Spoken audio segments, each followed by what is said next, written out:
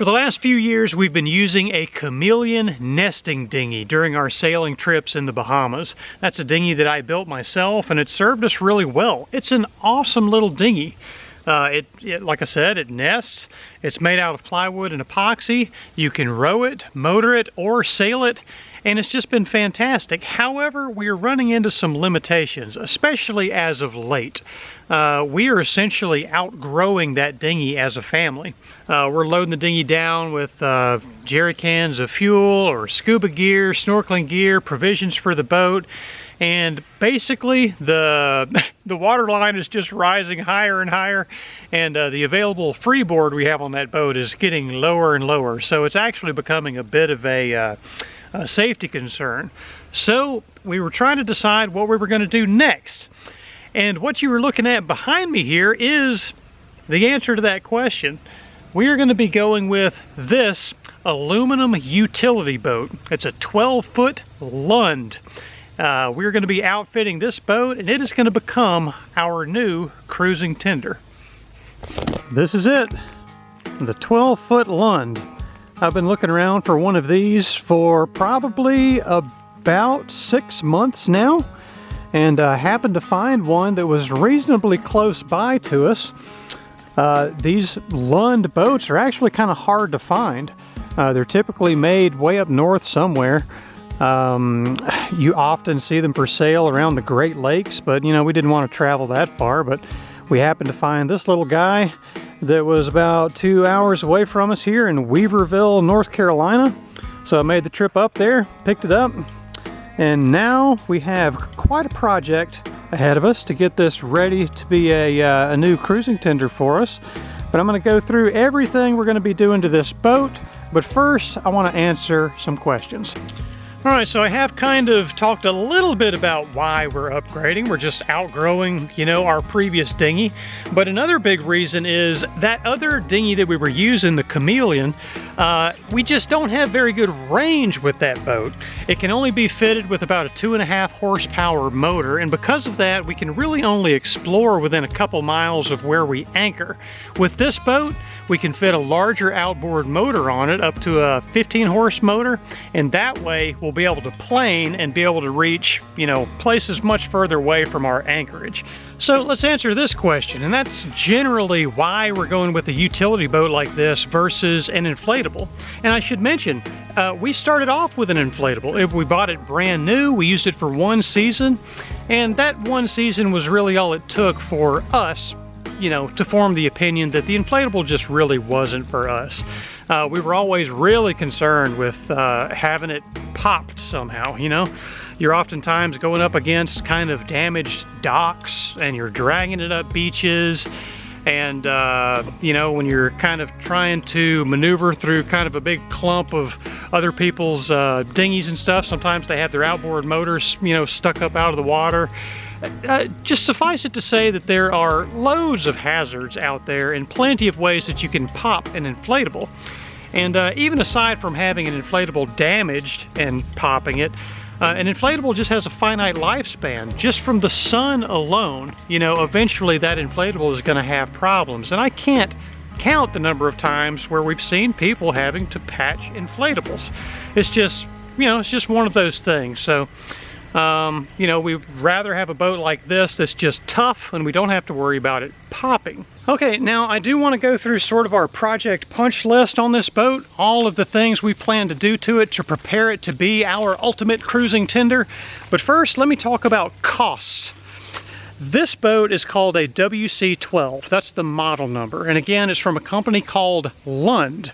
This boat, if you were to buy the new modern version of it, it would cost about $5,000, and that's before taxes and shipping. Once taxes and shipping is factored in, this is about a $6,000 boat.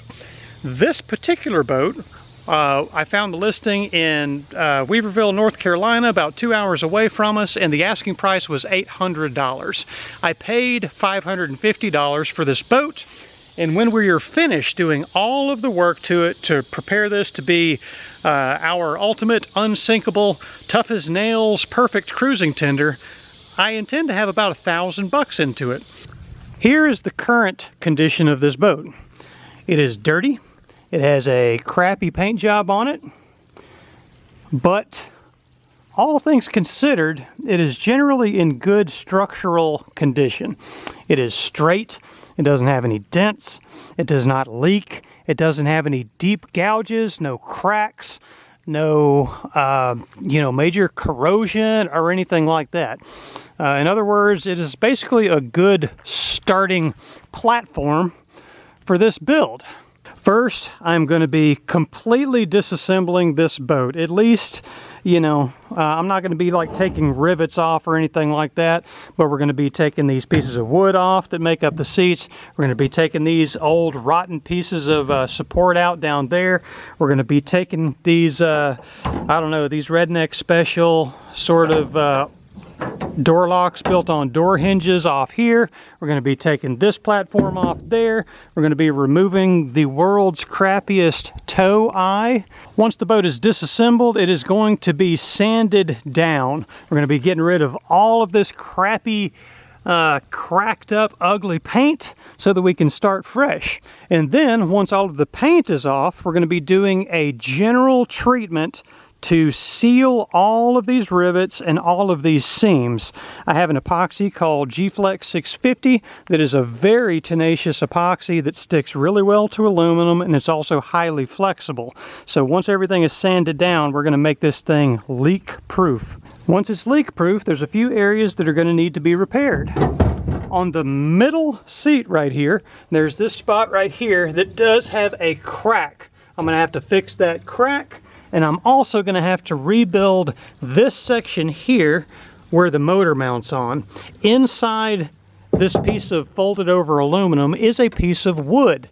It's boxed in there, and this piece right here is riveted on, so I got to take the rivets off of there, get the wood out, and replace that with a good, I'm not sure exactly what I'm going to use yet, but I have to rebuild this rotten transom. As I mentioned earlier, this towing eye here is going to have to be replaced. I need something much more substantial than this goofy little bolt-on eye right there, because we would be towing this boat considerable distances. We wouldn't be towing it in, deep water, but we do a good bit of towing once we're kind of established in some certain kind of area. Then we'll just tow this around, but that little thing is not going to do. So I'm going to need to do some kind of structural work in here to make it a good, strong towing point. So that's one little project there, is really beefing up that towing eye. The next project is going to be to make this boat unsinkable, and I plan to do that by adding flotation foam inside these seat areas. Another project is that I want to be able to mount the fuel tank that would go to the outboard motor somewhere forward. I don't know exactly where it's going to end up yet, whether it's going to be like in this little bow locker or maybe in front of this seat. I don't know, but I'm trying to get the weight forward to help the boat plane better. Once those projects are out of the way, it'll be time to paint this boat. I don't know what color to do yet. We might end up doing some kind of a turquoise or a teal, or maybe we'll just do it all white, or maybe we'll do it stealth black. I don't know. What kind of color do you think would look good on this boat? We could do a two-tone thing even. One color for the hull, one color for the inside. I don't know. What do you think would look cool? Once everything's painted up nice, we're going to be adding some non-skid on the walking surfaces inside the boat for safety.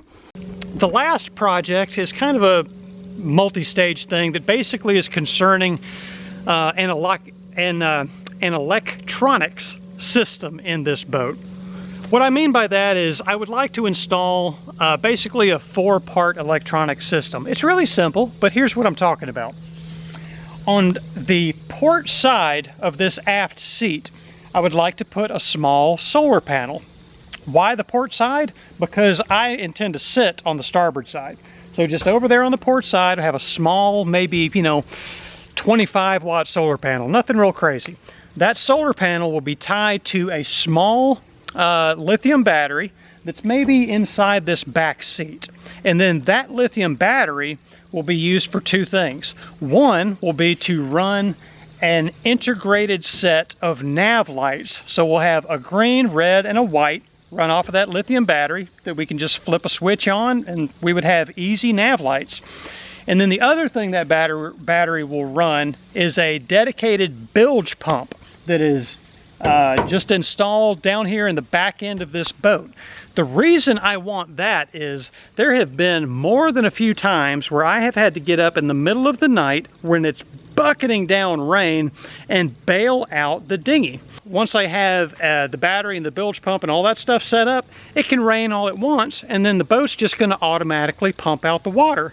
And that is a fantastic thing in my mind, having experienced, you know, the drama of having to bail out a dinghy, you know, in the midst of a midnight monsoon. So I think that pretty much wraps up the basic project list. Again, I really don't want to go all out and try to completely restore this boat and make it perfect. I'm just going to try to make it better. I'm trying to get this done in as expedient of a fashion as we can, while also doing, you know, as good of a job as I can on it as well. But yeah, this is the new boat. That is the project list. So I hope you enjoy watching these projects. It's going to be really cool kind of seeing this come together, and I'm very excited to finally put this thing to use, you know, on our upcoming cruising season. So that's going to be really cool. All right, so that's pretty much it. Stay tuned so you can check out this project and see how it evolves, and we'll see you along the way. Thanks for watching. Thank you so much for watching the video, folks. We hope you enjoyed it. We have a few things that we need to thank people for who very generously sent us things from our Amazon wish list. So we have a couple of really nice things here. This is from Wade Austin. He says, "Thank you so much for the entertainment over the years. I've got one stipulation on this purchase. Tambi has to install it and make a video of the install." What he is referring to is that galley pump right there. So this pump is used to basically run our sinks inside the boat, and also to pump our drinking water through the filters and out the faucet and all that stuff. So yes, that is a fantastic pump, but Tambi has to install it, right? That's fair enough, right? That's fair enough. Yeah, okay. And in addition to that, we also have a new GoPro. This is a GoPro Hero 9 Black. So this is basically, this gives us 2 of these GoPro cameras. We already bought one, and now this is a gift from Wade Austin. So it's really nice having, you know, 2 of the exact same ones, because then, you know, the interfaces are the same, the batteries are the same, and it just makes filming so much more convenient. So this is a very, very nice gift that we very much appreciate. So thank you very much, Wade.